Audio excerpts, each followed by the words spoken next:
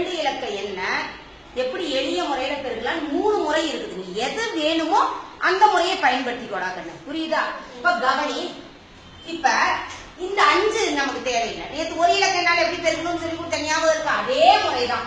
3 2 என்ன 4 2 அடுத்தது எதால பெருக்கிக்கணும்? 5ஆல.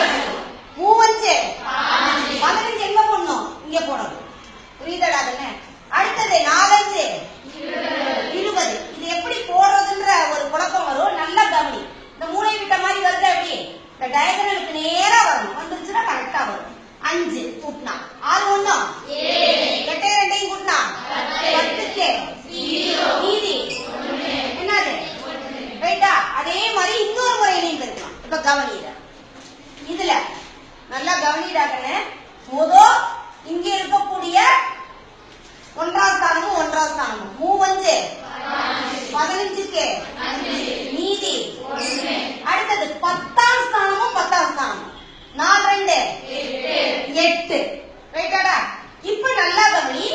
உள்ள இருக்கக்கூடிய 2 எண்ணையும் இருக்கிற 3 2 4 5 26 26 1 27க்கு மிச்சம் 8 2 10. கரெக்டாடா கண்ணு? 2 விடையும் கரெக்டா இருக்கா? அதே மாதிரிதான் அடுத்தது இன்னொரு முறையிலையும் பெருக்கலாம். நீங்க 2 இலக்கம் வந்துருக்குதா?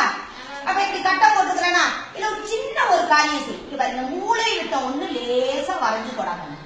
இதுல என்ன பண்ணிக்க நீ? மூளை விட்ட ஒண்ணு. ஏன்னா நம்ம எப்பவுமே 2 2 இலக்க எண்களாக எழுதினாதான் கொஞ்சம் பரவாயில்ல. நல்லா கவனி. 4 2 என்ன 8 0 8 4 5